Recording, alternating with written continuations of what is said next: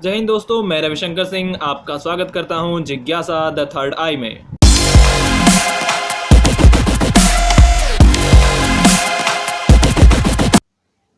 आज हम बात करेंगे केशवदास की उन कविताओं के बारे में जो दिल्ली विश्वविद्यालय के हिंदी ऑनर्स पाठ्यक्रम में प्रथम वर्ष के सिलेबस का हिस्सा है।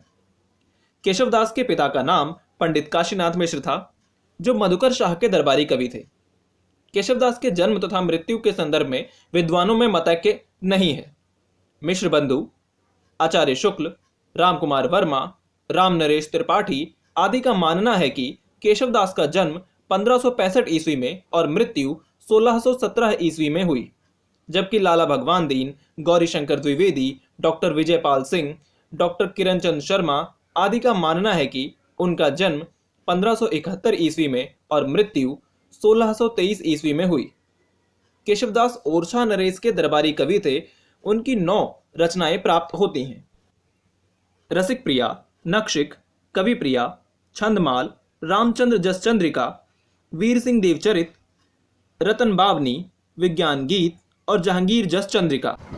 अब कविताओं की शुरुआत करते हैं। तो कविताओं में केशवदास के 5 दोहे, कुछ कवित्त, शायद 3 कवित्त और एक समैया आपके सिलेबस का हिस्सा है। उनमें से पहला दोहा मैं लेता हूँ कि समझे बाला बाल कहू वर्णन पंथ अगाध, कवि प्रिया केशव करी क्षमियो कवि अपराध। अर्थात केशवदास ने हर व्यक्ति के समझ में आने के लिए कवि प्रिया की रचना की है। यदि इस प्रक्रिया में कहीं कोई भूल हो गई हो तो विद्वत जन उन्हें क्षमा करें। अगला दोहा है अलंकार कवितान के सुनि सुनि विविध विचार, कवि प्रिया केशव करी कविता को सिंगार। केशवदास कहते हैं कि अलंकार के विषय में मैंने बहुत कुछ सुना है। उन सब बातों को सुनने के बाद मैंने कवि प्रिया की रचना की है, जिसमें मैंने मेरी कविताओं में भी अलंकार दिए हैं। अगला दोहा है चरण धरत चिंता करत, नींद न भावत शोर, सुवरन को शोधत फिरत, कवि व्यभिचारी चोर।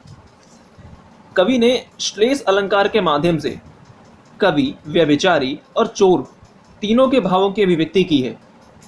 कवि छंद के एक चरण को रचते समय खूब चिंतन करता है, उसे तनिक भी शोर पसंद नहीं होता और वह रस के अनुकूल वर्ण को ढूंढता रहता है। व्यभिचारी जन भी नायिका की खोज खूब सोच समझकर करते हैं। उसे सभी व्यक्तियों का सोना और शोर ना होना, ऐसी ही स्थिति पसंद होती है। इसी तरह चोर भी चोरी करते समय सोच समझकर दबे पांव घर में घुसता है, ताकि घर में घुसते हुए उसे कोई देख न ले।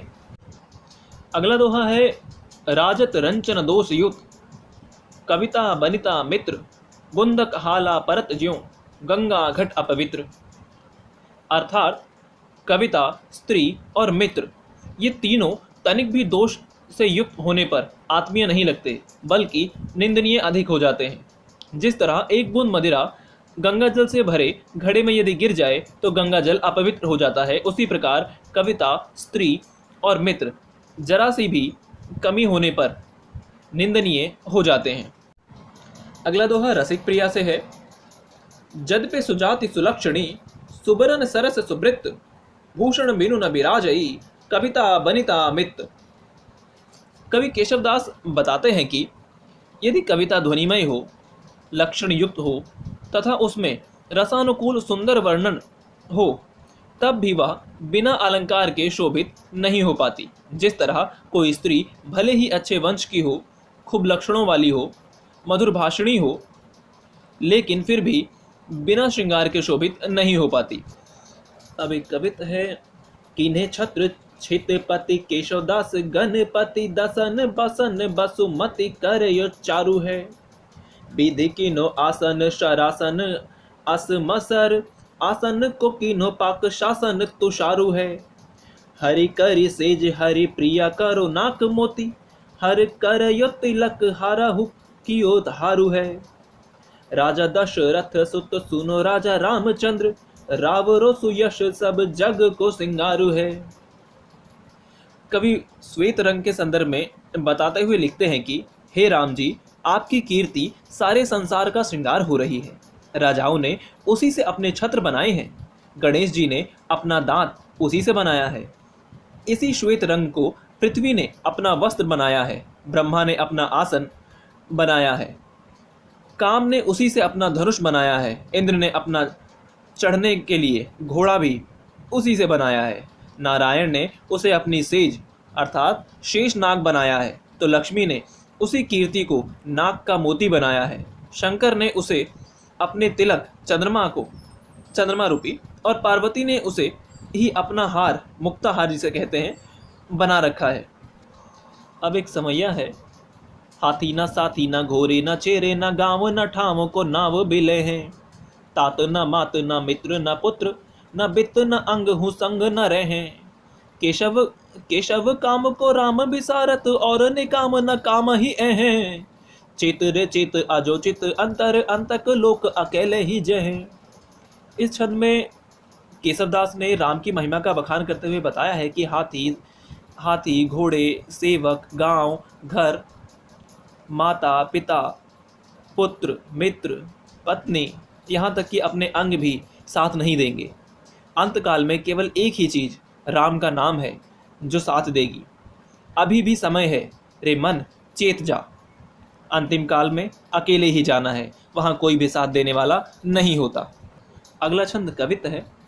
बालक मृणाल निज तोरी डारे सब काल कठिन कराल त्यों अकाल दी दुख को, विपत्ति हरत हठी पद्मिनी के पात सम पंकज पताल पेली पठवे कलुष को, दूर के कलंक अंक भव शीस शशि सम राखत है केशवदास दास के विपुष को, सांकरे की साकरन सन मुख होत तोरे दश मुख मुख जेवे गज मुख मुख को।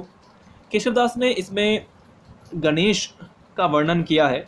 गणेश का वर्णन करते हुए वे कहते हैं, गणेश जी सर्वशक्तिमान हैं, यह विपत्ति विनाशक हैं, कलंक को दूर करने वाले हैं। रावण जैसे बलशाली व्यक्ति भी सदैव गणेश जी के मुंह की ओर देखते रहते हैं, उनसे विनती की आस लगाए रहते हैं, उनका सानिध्य पाना चाहते हैं। अगला छंद भी कवित है। बानी जग रानी की उदारता बखानी जाए, ऐसी मति उदित उदार कौन की भई, देवता प्रसिद्ध सिद्ध ऋषिराज तप वृद्ध कही कही हारे सब काहे न कहू लई, भावी भूत वर्तमान जगत बखानत है, केशवदास क्यों हूं न बखानी काहू पे गई, बने पति चार मुख पूत बने पांच मुख नाती बने षड मुख तदपि नई नई।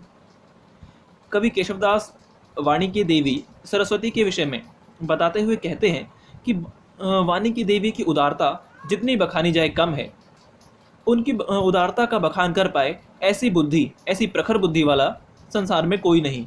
देवता और ऋषिगण, प्रसिद्ध ऋषिगण भी उनकी विषय में बताने की कोशिश करते करते हार गए।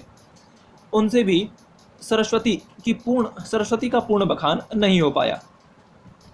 भूतकाल में सरस्वती के विषय में बताया गया, वर्तमान में बताया गया और भविष्य में बताया जाता रहा। इस पंक्ति को एक और तरीके से ले सकते हैं कि भूतकाल के विषय में बताने वाले, भविष्य काल के विषय में बताने वाले और वर्तमान काल के विषय में बताने वाले जो विद्वान जन हैं, वे भी देवी सरस्वती का बखान नहीं कर पाते।